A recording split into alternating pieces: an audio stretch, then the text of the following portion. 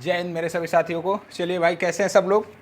उम्मीद है हमारे सभी साथी अच्छे होंगे। तो चलिए बात करते हैं अपने टॉपिक पे।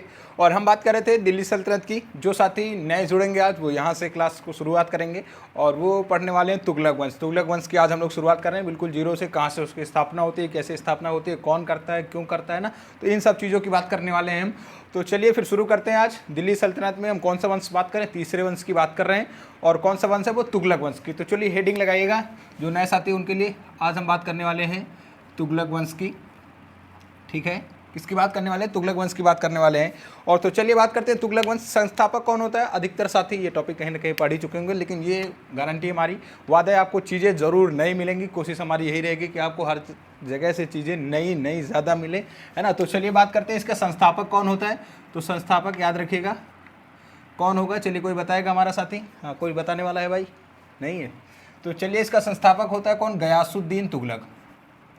नाम है इसका गयासुद्दीन तुगलक। ठीक है, या इसी को बोलते हैं मलिक गाजी। इसी का नाम है मलिक गाजी। ठीक है, या इसी को बोलते हैं मलिक तुगलक। मलिक तुगलक, गाजी इसकी उपाधि होती है। तो चलिए शुरू करते हैं। कहानी के तरीके पूरा पढ़ेंगे, है ना। देखिए कहानी के तरीके आपको चीज़ें याद रहने वाली है, ये वादा है हमारा।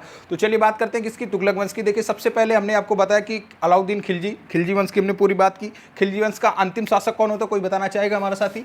खिलजी वंश का अंतिम शासक कौन होता है? अंतिम शासक खिलजी वंश का और प्रथम शासक खिलजी वंश का, ये सारी चीज़ें पे तो हमने बात कर रखी है। और यहाँ तक ये याद है, किसी का भाई कमेंट वगैरह आता नहीं है ना, कोई चीज़ कोई पढ़ता नहीं है क्लास, ये तो हमें भी पता है। ये तो हमें भी पता है कि कोई क्लास को नहीं देखता है, लेकिन फिर भी चलिए हमारा जो कर्म है हम अपना कर रहे हैं, बाकी आपकी मर्जी है। तो अंतिम शासक कौन होता है खिलजी वंश का? नाम कोई बताएगा? खुसरो शाह। ठीक है, नाम क्या होता है? खुसरो शाह। और इससे जुड़े दो तीन प्रश्न हमारे परीक्षा में आ सकते हैं और उनकी भी बात हमने कर ली। ये प्रथम हिंदू माता से उत्पन्न शासक होता है, याद रखिएगा। और प्रथम भारतीय मुस्लिम होता है दिल्ली सल्तनत का, जो सुल्तान बनता है। दो तीन चीज़ें इससे हो गई। और इसने पैगंबर का सेनापति या खलीफा का सेनापति को उपाधि धारण करता है। ठीक है, हिंदू व्यक्ति होता है जिसको कौन बनाता है? मुबारक शाह खिलजी। ज़बरदस्ती इसका धर्म परिवर्तन करके क्या बना देता है? इस्लाम कबूल करवा देता है। ठीक है, तो चलिए। और खिलजी वंश का प्रथम शासक कौन होता है? तो जलालुद्दीन खिलजी। सबसे दिल्ली सल्तनत में सबसे अधिक ज़्यादा उम्र का शासक होता है कौन? जलालुद्दीन खिलजी। तो ये सारी प्रश्न आप याद रखिएगा और एमसीक्यू लगाइएगा, उससे आपको अंदाज़ा लगता रहेगा कि जो चीज़ें हम पढ़ रहे हैं वो परीक्षा के दृष्टिकोण से हमारा इंपॉर्टेंट है या बस ऐसे ही पढ़ते हुए चले जा रहे हैं। तो कोई भी संशय मत रखिएगा आपका। ठीक है, तो कमेंट जरूर करिएगा अगर आपको कोई दिक्कत होती है। तो प्रथम हिंदू शासक होता है खुसरो शाह। और इसी की हत्या किसने की थी? इसकी हत्या किसने की थी? कोई बताएगा भाई? तो इसकी हत्या किसने की? मलिक गाजी ने। दीपालपुर का सूबेदार होता है कौन? गयासुद्दीन तुगलक। तो चलिए शुरू करते हैं। गयासुद्दीन तुगलक दीपालपुर का सूबेदार होता है। मलिक खुसरो की हत्या करके यह तुगलक वंश की स्थापना करता है। तो तुगलक सबसे पहले जानेंगे कौन होता है। ये तुगलक जो इनके आगे लगा हुआ है, गयासुद्दीन तुगलक। ठीक है, तुगलक क्या चीज़ होती है? तो तुगलक ये जो थे ये कैराना तुर्क थे। कैराना तुर्क। तुगलक कौन थे? तो ये कैराना तुर्क थे। कैराना तुर्क को हम लोग कह सकते हैं मिश्रित तुर्क। कौन से तुर्क? ये मिश्रित तुर्क थे। मिश्रित, कैराना का मतलब हम कह सकते हैं मिश्रित। जिसकी माता हिंदू हो और पिता मुस्लिम हो वो क्या कहलाएंगे? कैराना तुर्क कहलाएंगे। तो कैराना तुर्क था कौन? गयासुद्दीन तुगलक। जिसकी माता हिंदू और पिता मुस्लिम हो उसको हम बोलेंगे कैराना तुर्क। इसने कहाँ पर? दिल्ली में तुगलक वंश की स्थापना की। खिलजी वंश को समाप्त करके इसने तुगलक वंश की स्थापना की। सबसे पहले इसने क्या किया? जब यह शासक बनता है तो उस शासक बनने से पहले याद रखिएगा दीपालपुर का सूबेदार होता है, दीपालपुर का सीमा रक्षक होता है। ये जैसे भी आपको पूछा जाता है तो ये चीज़ें याद रखिएगा। सुल्तान बनने से पहले कहाँ का शासक होता है? तो दीपालपुर का शासक होता है गयासुद्दीन तुगलक। उसने किसकी स्थापना की? तुगलक वंश की स्थापना की। उसके बाद याद रखिएगा सबसे पहले जब यह शासक बनता है तो इसको सबसे ज़्यादा मंगोलों ने बहुत ज़्यादा परेशान किया। चलिए, सबसे ज़्यादा इसको किसने परेशान किया? मंगोलों ने। एक मिनट रुकेगा फिर बात करते हैं प्रॉपर।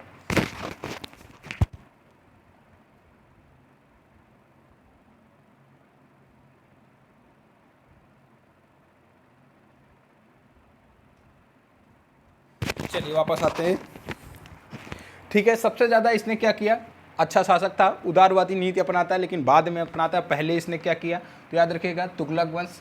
चलिए इसका शासनकाल जरूर लिख लीजिएगा, इंपॉर्टेंट है। 1320 से 1414, लगभग कितने वर्ष हो गए इसमें? 94, है ना।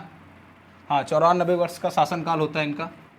कितना 94 वर्षों का शासनकाल होता है। तो इसे एक प्रश्न और हमारा बनने वाला है कि दिल्ली सल्तनत में सबसे अधिक समय तक राजवंश जिसने राज किया तो वह कौन सा था, तुगलक वंश। और दिल्ली सल्तनत में सबसे कम जिसका शासनकाल रहता है वह कौन सा शासक वंश होता है, तो खिलजी वंश। अभी पहले ही हम बात करके आ चुके हैं खिलजी वंश के, गुजर चुके हैं, खिलजी वंश से आगे आ चुके हैं। तो अब हम आ चुके हैं किसमें, तुगलक वंश में। तो 94 वर्ष का सबसे लंबे समय तक शासनकाल होता है। याद रखिएगा दिल्ली सल्तनत में सबसे ज़्यादा समय तक राज करने वाला कौन सा वंश होता है, तो तुगलक वंश। ठीक है, गयासुद्दीन तुगलक सुल्तान बनने से पहले दीपालपुर का सूबेदार होता है। ठीक है, जैसे ये सुल्तान बनता है इसको सबसे ज़्यादा हूड़ों और किसने,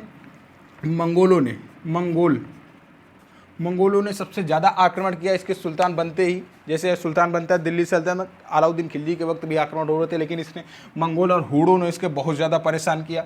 इतना ज़्यादा 29 बार आक्रमण किए। तो याद रखिएगा 29 बार आक्रमण से सबसे ज़्यादा मंगोलों ने किस राजवंश में या किस सुल्तान के समय आक्रमण किए, तो वह सुल्तान कौन सा होता है, गयासुद्दीन तुगलक। और आपसे वंश पूछा जाता है तो तुगलक वंश होगा यहाँ पर।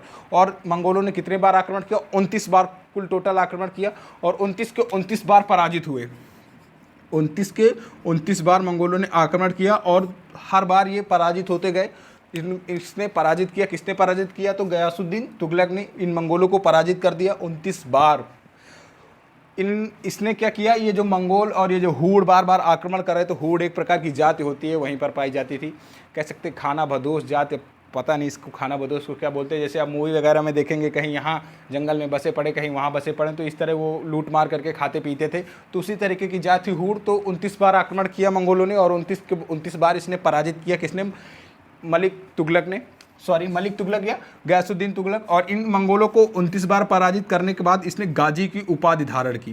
किसकी उपाधि धारण की, गाजी की उपाधि धारण की। ठीक है, किसकी उपाधि, गाजी की उपाधि धारण की। अब गाजी उपाधि होती है तो गाजी का मतलब, गाजी की उपाधि अभी तक किसी अन्य सुल्तान ने नहीं धारण की।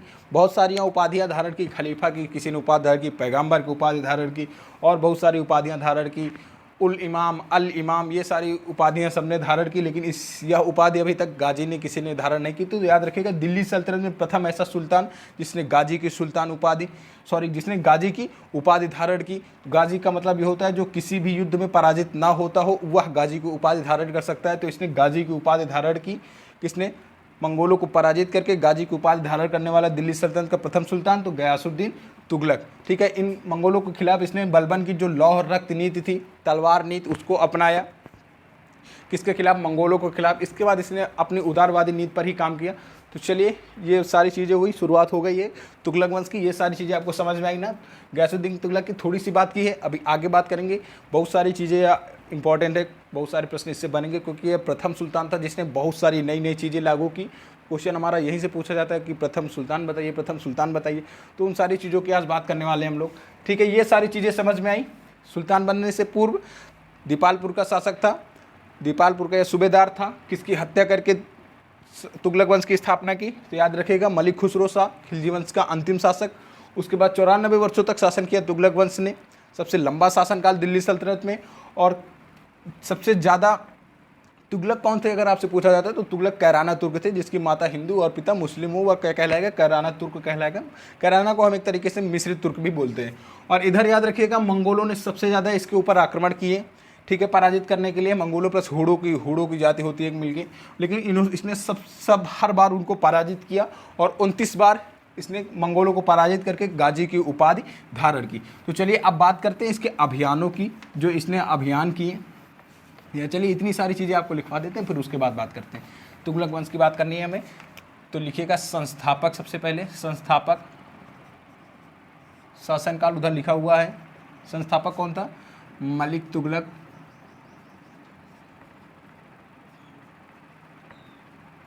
या इसी को बोलते हैं गयासुद्दीन तुगलक शाह, गयासुद्दीन तुगलक शाह। अगर आपको लगता है कि बोर्ड पे लिखने से समय बर्बाद होता है तो आप बताइएगा, वो भी हम नहीं करेंगे ना। मैं गयासुद्दीन तुगलक शाह, इधर अगला पॉइंट लिखिएगा इसी में,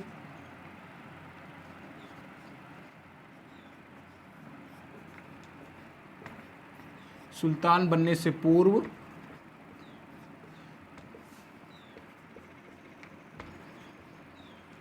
दीपालपुर का सूबेदार था। याद रखिएगा,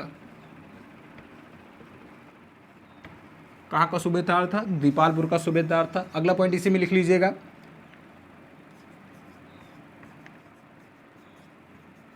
खुसरो शाह की हत्या करके किसकी स्थापना की? तुगलक वंश की। तुगलक वंश की स्थापना की, याद रखिएगा।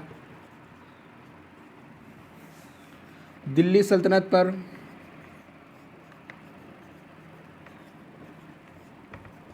सबसे अधिक समय तक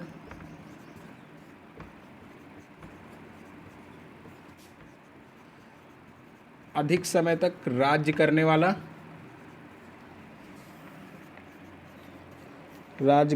राजवंश था, याद रखिएगा। सबसे अधिक समय तक राज करने वाला राजवंश था। कौन सा राजवंश था? तो तुगलक वंश था। ठीक है, ये सारी चीज़ें आप 20 सेकेंड में नोट करेंगे, उसके बाद फिर धड़ाम से आगे बढ़ते हैं हम लोग।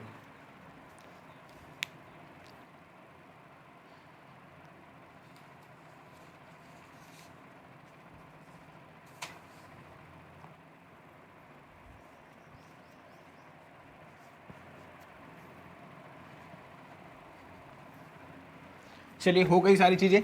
अब बात करते हैं इसके जो इसने मंगोलों के जो इसने आक्रमण किए उनकी बात करते हैं, क्योंकि यही से यह गाजी की उपाधि धारण करेगा।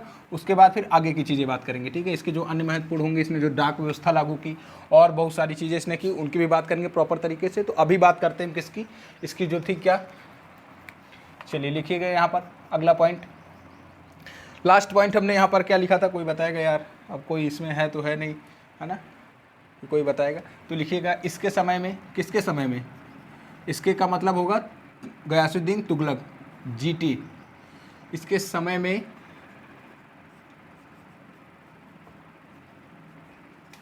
मंगोलों ने सर्वाधिक 29 बार इसके ऊपर आक्रमण किया।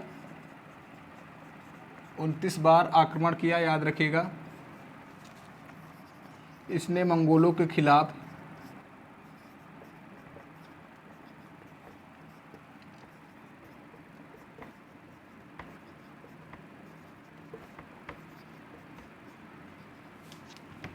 लौह एवं रक्त की नीति अपनाई। ठीक है, लौह एवं रक्त की नीति का मतलब आप समझ रहे हैं ना। लौह एवं रक्त की नीति का मतलब होता है, जैसे बलबन ने अपनाई थी, क्या करता था? कठोर दंड देना।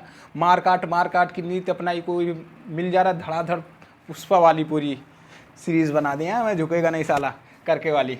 तो इसी तरह इसने आक्रमण किया, जो जितने बार 29 बार उसने किया। इधर से भाई इसका पुत्र था जोना खां, आगे बात करेंगे किसकी, मोहम्मद बिन तुगलक की, जिसे पहला नाम क्या था उसका, जोना खां। तो उसकी भी आगे बात करने वाले हैं। वो था, ये था, दोनों भाला भाला एकदम आक्रमण कर दिया, 29 बार पराजित कर दिया मंगोलों को।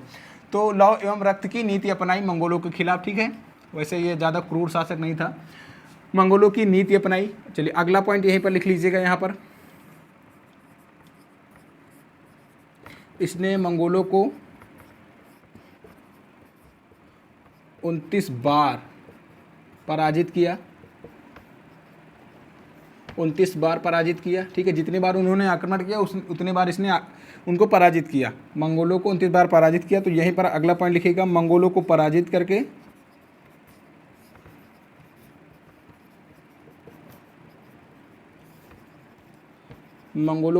करके किस गाजी की उपाधि धारण की। गाजी की उपाधि धारण की, लिख लीजिएगा, गाजी की उपाधि धारण की। ऐसा करने वाला दिल्ली सल्तनत का प्रथम सुल्तान, ये भी लिख लीजिएगा। गाजी की उपाधि धारण करने वाला दिल्ली सल्तनत का प्रथम सुल्तान। गाजी लिखिएगा, गाजी की उपाधि धारण करने वाला दिल्ली सल्तनत का प्रथम सुल्तान। ये आप अपने हिसाब से लिख लीजिएगा, जगह कम है ना, चीज़ें समझने का प्रयास कीजिए। दिल्ली सल्तनत का प्रथम सुल्तान।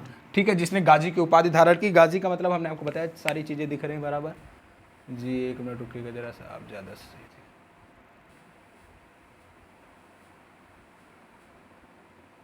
अब सही है।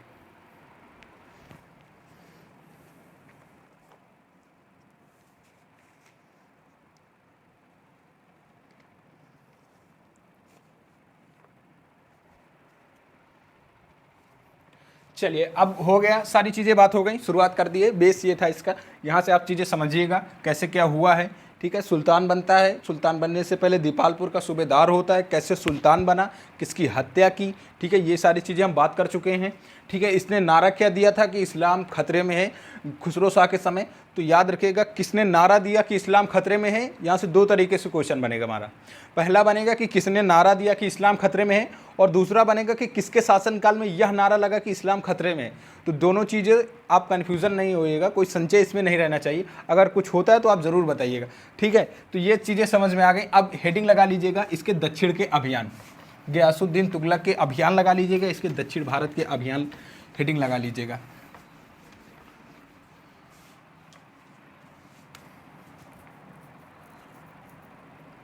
चलिए लिखिएगा,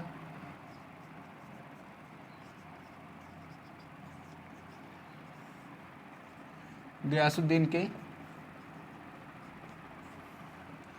दक्षिण भारत पर अभियान, दक्षिण भारत पर अभियान। तो चलिए अब बात करते हैं इन सारी चीज़ों की। एक मिनट रुकेगा, ये बहुत गड़बड़ कर रहे हैं बार बार।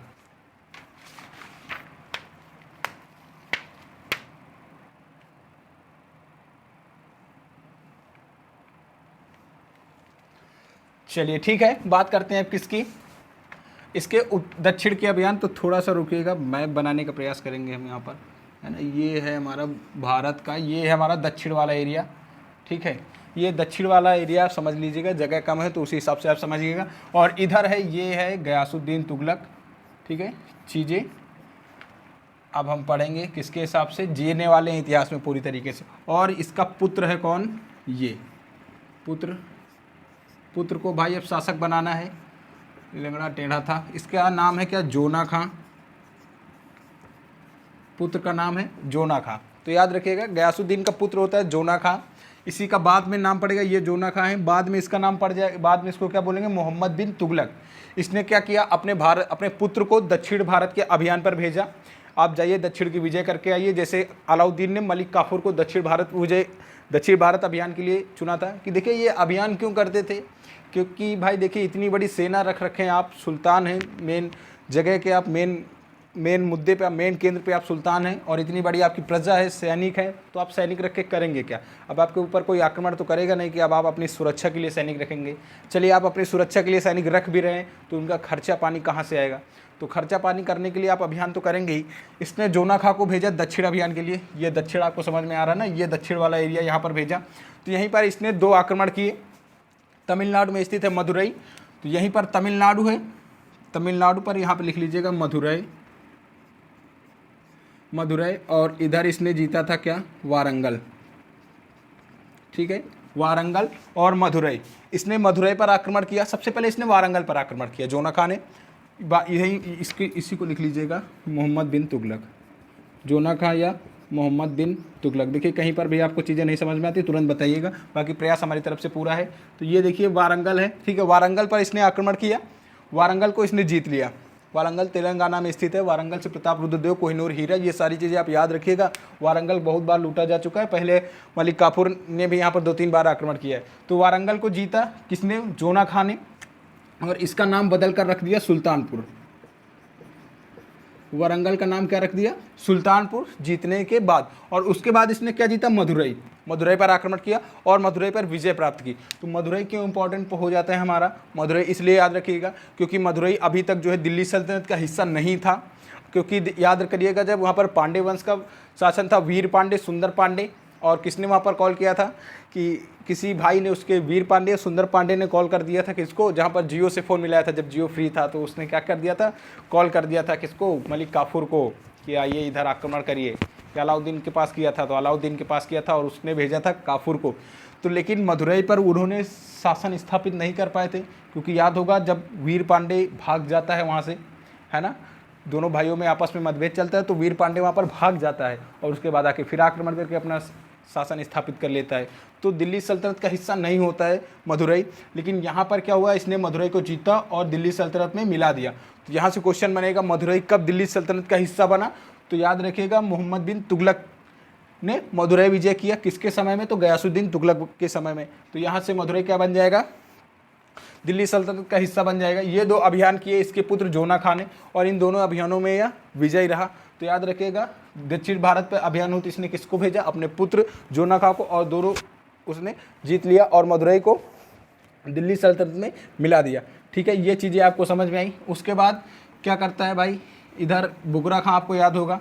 ठीक है, ये मदुरई जीत चुका है, इसको भी बिगाड़ेंगे नहीं क्योंकि अभी ये आगे काम देने वाला है हमें, बहुत सारी चीज़ें अभी आगे इसमें हमारी काम आने वाली हैं, तो याद रखिएगा इस पर। ठीक है, तो याद रखिएगा यहीं पर क्वेश्चन हमारा बनेगा। दिल्ली सल्तनत में सबसे ज़्यादा जो राज्य का विस्तार होता है किसके शासनकाल में? गयासुद्दीन तुगलक के शासनकाल में। एक तरीके से कह सकते हैं सर्वाधिक इसके राज्य का विस्तार कौन करता है? तो गयासुद्दीन तुगलक। और याद रखिएगा सबसे ज़्यादा विस्तार भी इसी के शासनकाल में होते हैं, और सबसे ज़्यादा विद्रोह भी, सबसे ज़्यादा विद्रोह और सबसे ज़्यादा क्या होते हैं, कह सकते हैं सर्वाधिक विस्तार इसके राज्य का। और दिल्ली सल्तनत का पतन भी यहीं से मान लिया जाता है। पतन क्यों मान लिया जाता है आगे बात करेंगे, बाप बेटे पे ही लड़ाई होना यहाँ से शुरू हो जाएगी, है ना। तो ये सारी चीज़ें भी अभी हम आगे बात करेंगे। निज़ामुद्दीन औलिया कहीं ना कहीं इसमें बहुत सारी जगह मिलता है कि निज़ामुद्दीन औलिया का इसमें हाथ था। तो ये सारी चीज़ें अभी आगे पढ़ने वाले हैं। निज़ामुद्दीन औलिया को तो हम लोग काफ़ी पहले से पढ़ते हुए आ रहे हैं। चिश्ती संप्रदाय के संत थे निज़ामुद्दीन औलिया, और निज़ामुद्दीन औलिया का ही शिष्य था जोना खां। ठीक है, अभी यहीं से कहानी इनकी सेट करेंगे, फिर आगे समझिएगा इन सारी चीज़ों को। तो जोना खां, मोहम्मद बिन तुगलक, यहाँ से जोना खां का काम खत्म हुआ। तो याद रखिएगा दिल्ली सल्तनत का सबसे ज़्यादा राज्य का विस्तार भी किसके शासनकाल में हुआ? तो ये कौन है? गयासुद्दीन तुगलक। और सर्वाधिक विद्रोह भी इसके शासनकाल में हुए। उसके बाद क्या किया? गयासुद्दीन तुगलक ने एक तुगलकाबाद दिल्ली के समीप ही स्थापना की। तुगलकाबाद एक शहर की स्थापना की, और तुगलकाबाद को अपनी राजधानी बनाया गयासुद्दीन तुगलक ने। उसके बाद इसने क्या किया? सब कुछ सही चल रहा था भाई, बीच में सारी चीज़ें एकदम राइट टाइम चल रही थी। फिर इधर बंगाल है, पश्चिम बंगाल याद होगा आपको, ये बंगाल है और यह उड़ीसा इधर। ठीक है, तो इसने क्या किया? बंगाल में था बुकरा खां, बंगाल में बलबन का पुत्र बुकरा खां, इसने अपने आप को स्वतंत्र घोषित कर दिया, है ना। अब यहाँ पर इनका शासन है, इन्होंने स्वतंत्र घोषित कर दिया। तो इसने क्या किया भाई, चलो अब आते हैं कहाँ? पश्चिम बंगाल, बुगरा खां को। तो इसका अंतिम जो अभियान था गयासुद्दीन तुगलक का किसके विरुद्ध था? तो बुगरा खां के विरुद्ध, पश्चिम बंगाल में आता है। इसने उड़ीसा को भी जीत लिया था, उड़ीसा पर भी विजय प्राप्त की गयासुद्दीन तुगलक ने। उसके बाद कहाँ आया? पश्चिम बंगाल। पश्चिम बंगाल में बुगरा खां को पराजित किया, और इन सबको भी अब दिल्ली सल्तनत का हिस्सा बना दिया। तो याद रखिएगा इसका अंतिम जो अभियान था बुगरा खां के विरुद्ध पश्चिम बंगाल में था। चलिए ठीक, अब बात करते हैं, यह पश्चिम बंगाल जीत चुका होता है, और वहीं से क्या किया? चलिए अब बात करते हैं बराबर। पश्चिम बंगाल पर इसने विजय प्राप्त की, और वहीं पर इसने, क्योंकि इसके समय पर डाक व्यवस्था बहुत ज़्यादा अच्छी थी, है ना, इसने डाक व्यवस्था काफ़ी सारी चीज़ें कह सकते 3.5 मील में इसने जो है डाक विभाग की स्थापना कर रखी थी। हर इतने विभाग में आपको डाकिया मिल जाएगा। तो ये सारी चीज़ें थी। इधर पश्चिम बंगाल वाले एरिया में इसने विजय प्राप्त की। ठीक है, ये इधर इसने विजय प्राप्त की। दिल्ली आना था इसको भाई, तो इसने यहीं से एक संदेशा भिजवाया दिल्ली से ही निज़ामुद्दीन औलिया के लिए। क्यों निज़ामुद्दीन औलिया के लिए? इसके मन में द्वेष था, क्योंकि निज़ामुद्दीन औलिया शिष्य किसको बना रखे थे? अपना जोना खां। जोना खां पुत्र था इनका, यहीं से समझिएगा। जोना खां शिष्य किसका है? चलिए, जोना खां निज़ामुद्दीन औलिया का शिष्य है। ठीक है, निज़ामुद्दीन औलिया का शिष्य है जोना खां। जोना खां इसके संरक्षण में रहता है निज़ामुद्दीन औलिया के। और ये चीज़ पसंद नहीं आती है गयासुद्दीन तुगलक को, वह निज़ामुद्दीन औलिया को पसंद नहीं करता है। और इधर निज़ामुद्दीन औलिया इसके पुत्र को फांस रखे हैं भाई, है ना, पूरा सब कुछ कार्य करवाते हैं, जो भी कहते हैं वह ये करता है। तो यह चीज़ गयासुद्दीन तुगलक को पसंद नहीं आई, और यहीं से इसने क्या किया? पश्चिम बंगाल से जब इसने विजय प्राप्त की, तो उसने एक डाक के माध्यम से कह सकते हैं भिजवाया एक पत्र कि निज़ामुद्दीन औलिया मेरे दिल्ली पहुँचने से पहले दिल्ली छोड़ दें। निज़ामुद्दीन औलिया के लिए ये पत्र प्राप्त हुआ भाई। निज़ामुद्दीन औलिया ने यहाँ से क्या किया? उसी के भाषा में दोबारा उसी डाकिए के हाथ से एक पत्र लिखा और भिजवाया, हुजूर दिल्ली अभी दूर है, दिल्ली दूरम अस्ते, हुजूर दिल्ली दूरम अस्ते, कुछ ऐसे वचन लिखे, लेकिन ये कहा कि हुजूर दिल्ली अभी दूर है, आप आइए। तो अब भाई निज़ामुद्दीन औलिया के लिए क्या हुआ? समस्या पैदा हो गई इधर, है ना। तो फिर क्या हुआ? निज़ामुद्दीन औलिया ने एक दिमाग लगाया, है ना। इन्होंने क्या दिमाग लगाया? क्योंकि इनकी शरण में इनका पुत्र है कौन? जोना खां। अब पिताजी इनके बाहर हैं अपने राज्य से, और राज्य से बाहर है, तो यहाँ पर हक किसका चल रहा है? इनके पुत्र जोना खां। जोना खां को इन्होंने भाई समझाया बुझाया, तुम्हारा पिताजी ये है, ऐसा है, वैसा है, तो सब कुछ समझा के जोना खां को अपने बस में किया। भाई संत थे, चिश्ती संप्रदाय के संत थे, है ना, तो माने जाने संत थे ये। जोना खां ने क्या किया? एक लकड़ी का महल बनवाया दिल्ली के ही समीप, अफगानपुर में, दिल्ली के समीप, ठीक है, अफगानपुर में एक लकड़ी का महल बनवाया। कैसे बनता है ये महल, ये ज़्यादा हमको नहीं पता है। ये इसने महल बनवाया अच्छा सा, ठीक है, लकड़ी का महल होता है। और इसके जो वास्तुकार होते हैं अहमद अयाज, लकड़ी के जो महल बनवाया था, वास्तुकार अहमद अयाज। अहमद अयाज वास्तुकार लकड़ी के महल के होते हैं। तो लकड़ी के महल का निर्माण करवाया दिल्ली के अफगानपुर में। क्यों करवाया? अपने पिता के स्वागत के लिए। निज़ामुद्दीन औलिया ने कहा एक भव्य लकड़ी का महल बनवाया जाए, क्योंकि सुल्तान इतनी बड़ी विजय प्राप्त करके आ रहे हैं, तो उनके लिए एक दिल्ली के समीप ही क्या बनवाया गया? लकड़ी का महल बनवाया गया। भाई पहुँचे, कौन पहुँचा? गयासुद्दीन तुगलक। कहाँ पर? दिल्ली पहुँचे। तो उन्होंने जोना खां को क्या किया? वहाँ पर भेज दिया, बोला पिताजी आप यहाँ आ जाइए, मैंने आपके स्वागत के लिए बहुत बड़ा महल बनवा रखा है, आप यहीं आइए, आपका स्वागत करते हैं। भाई पिताजी वहीं पर पहुंचते हैं, और सोची समझी साजिश थी सारे लोगों की। और वहीं पर क्या, जैसे ही गयासुद्दीन तुगलक महल के अंदर जाता है, महल पूरा इसके ऊपर गिर जाता है और इसकी वहीं पर दबकर मृत्यु हो जाती है। तो यहीं से गयासुद्दीन तुगलक समाप्त हो जाएगा। फिर बात करेंगे हम मोहम्मद बिन तुगलक की, लेकिन उससे आप बढ़ने से पहले जो सारी चीज़ें गयासुद्दीन तुगलक ने कर रखी, उनकी सारी चीज़ों की बात करते हैं। तो ये सारी चीज़ें आपको समझ में आई कैसे क्या हुआ। तो चलिए फिर अब आगे बढ़ते हैं।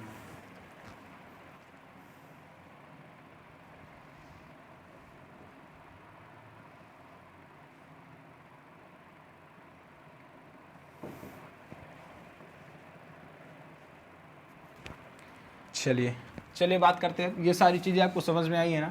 कोई भी संशय है आपका तो ज़रूर बताइएगा, हम फिर से समझाने का प्रयास करेंगे। लेकिन हमें जहाँ तक लगता है आपको सारी चीज़ें समझ में आ जानी चाहिए। दबकर मर जाता है किसमें? लकड़ी के महल में ही। और उसके बाद इसी को बनाए गए तुगलकाबाद में इसको दफना दिया जाता है। कहाँ पर? तुगलकाबाद में गयासुद्दीन तुगलक को दफना दिया जाता है। उसके बाद बात करेंगे काफ़ी सारी चीज़ों की। इसने बहुत सारी चीज़ें अच्छी भी की थी किसानों के लिए, बहुत सारी चीज़ें। तो यहीं से याद रखिएगा, तुगलक वंश किसानों का दिल्ली सल्तनत में किसानों का स्वर्णिम युग कहलाता है। तुगलक वंश दिल्ली सल्तनत में किसानों का स्वर्णिम युग तुगलक वंश, ठीक है। दक्षिण अभियान पर तो लिखिएगा पहला पॉइंट,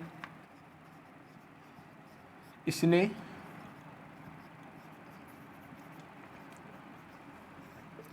दक्षिण अभियान पर अपने पुत्र जोना खां, ये बाद में यहीं पर लिख लीजिएगा, जोना खां। जोना खां जगह नहीं है, जोना खां या इधर मोहम्मद बिन तुगलक, जोना खां को भेजा, जोना खां को भेजा। चीज़ें दिख रही हैं ना जी, काफ़ी ज़्यादा समय हो गया है, तो चलिए जल्दी करते हैं। जोना खां को भेजा। चलिए फिर यहीं तक रखेंगे चीज़ें। सारी चीज़ों की बात प्रॉपर कर ली हमने। कोई भी संशय आपका रहता है ज़रूर बताइएगा। कल सारी चीज़ें बोर्ड पे लिखेंगे हम, 1 to all, कोई भी चीज़ बाहर नहीं जाएगी हमारी। और फिर उसी में आगे बढ़ेंगे, जो भी चीज़ें हमारी रह जाएंगी। तो ये भी जितना इसने दक्षिण अभियान किया है, दक्षिण में जो जो घटनाएं हुई हैं, सारी चीज़ें कल बोर्ड पे लिखेंगे। और आज सारी चीज़ों को हमने सीरियल से समझ भी लिया है। तो फिर कल की क्लास में आगे की सारी चीज़ों की बात करने वाले हैं। तब तक के लिए फिर चलते हैं हम। अगर आपको चीज़ें पसंद आ रही हैं तो थम्स अप ज़रूर करिएगा। और थोड़ा सा अगर आप मोटिवेशन देंगे, मोटिवेशन कैसे दिया जा सकता है हमको आपको पता है, बताने की ज़रूरत नहीं है, है ना। अगर आपको चीज़ें अच्छी लगती हैं तभी करिएगा, बाकी कोई ज़रूरत नहीं है, क्योंकि उसमें 2 निशान होते हैं, एक ऐसे एक ऐसे। तो आपको थम्स अप पीना है तो ऐसे करिएगा, नहीं तो कोई बात ही नहीं है ना। लेकिन चिल करते रहिए, जीवन में क्या है रखा है ना। तो आराम से मस्ती से पढ़ते हुए आगे बढ़ेंगे। जो भी आपका संशय रहता है कमेंट बॉक्स में ज़रूर करिएगा। अभी उतनी बहुत बड़ी पहुंच तो है नहीं हमारी, लेकिन कोशिश करेंगे आपके क्वेश्चन का आंसर देने की। तो चलिए फिर आज की क्लास को यहीं समाप्त करेंगे, कल मिलेंगे अपनी नई क्लास में। तब तक के लिए सभी को जय हिंद, जय भारत।